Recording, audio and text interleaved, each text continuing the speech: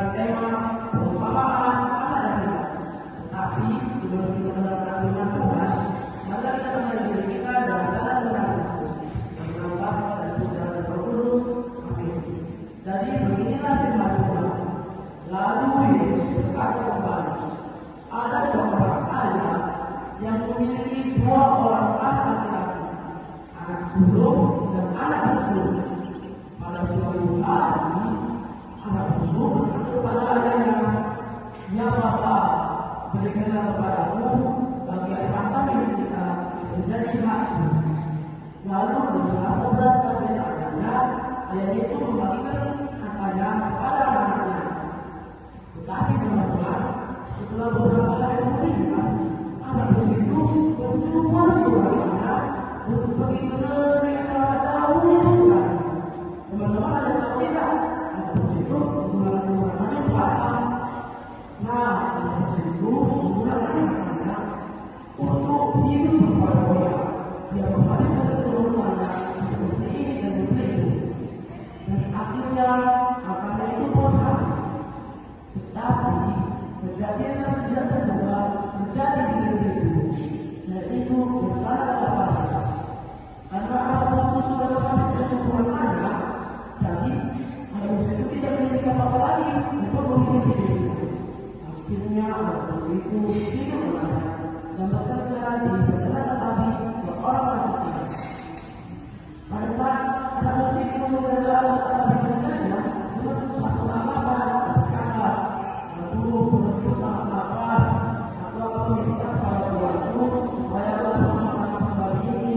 Setidaknya aku dapat makan sebab aku tidak makan beberapa hari." Tetapi teman-teman, majikan itu tidak memberikannya sama sekali. Lalu dengan rasa sedih dan kelaparan, anak bungsu itu pergi dari tempat itu. Lalu dia berikan akan bapaknya dan berkata, "Betapa beruntung orang-orang yang sangat bakti. Mereka mendapat timbangan makanan yang sangat besar, sedangkan aku mati kelaparan di sini." Akhirnya anak bungsu itu berniat untuk kembali kepada bapaknya dan memohon pengampunan. Tetapi teman-teman, pada saat anak bungsu itu berjalan menuju bapaknya, ternyata bapaknya sudah menunggu dia dari jauh.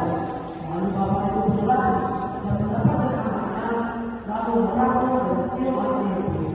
Tetapi anak bungsu itu berkata kembali, "Ya Bapak, aku sudah berjalan dengan bersurga kepada Bapak, maka jadilah aku sebagai salah seorang anak Bapak, sebab aku tidak layak lagi disebut sebagai anak Bapak." Tetapi dengan kasih Bapak yang sangat besar terhadap anak itu, Bapak yang tidak mengampuni anak itu dan berkata kepada mereka, "Wahai bapak-bapakku, ambilnya dari rumah yang ini dan kenalkanlah kepada aku ini, serta bawa seekor anak bertamu, supaya kita dapat merayakan pesta sholat kedua. Karena anak yang bungsu yang selama ini telah kembali padaku." Yaitu karena kita merayakan pesta sholat kedua. Nah teman-teman, setelah itu mereka melakukan pesta yang sangat besar. Tetapi setelah itu beberapa lama, anak sulung pulang dan menuju ayahnya. Betapa kagetnya anak sulung itu melihat rumah ayahnya sangat ramai dan mendapat pesta sangat meriah. Lalu anak sulung itu bertanya kepada bapaknya, "Wahai bapakku, ada apa dengan bapakku? Mengapa terdapat orang yang sangat ramai dan mengapa ada pesta yang sangat meriah?" Lalu bapak itu berkata, "Ya tuanku, ayahmu memohon seekor anak bertamu untuk mengadakan pesta yang sangat meriah, sebab adikmu yang bungsu itu telah kembali kepada ayahnya." Mendengar hal itu, anak sulung sangat merasa kecewa dan sangat marah. Dia tidak mau masuk ke rumah karena dia sangat marah.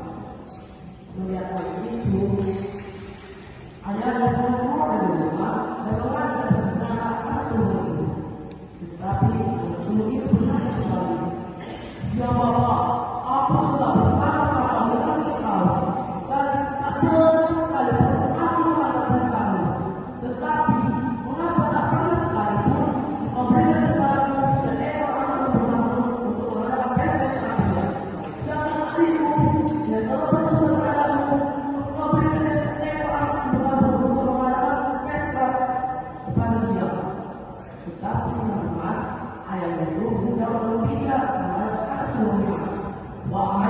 aku, engkau telah bersama-sama dengan aku, dan sebagian harta kerajaan adalah milikku.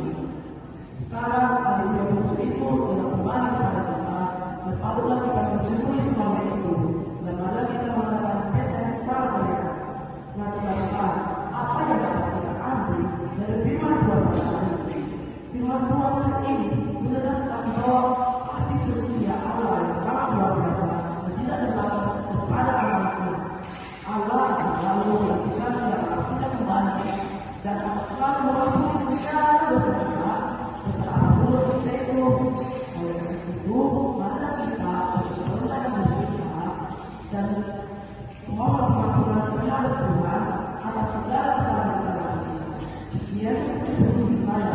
Ini saya ucapkan terima kasih.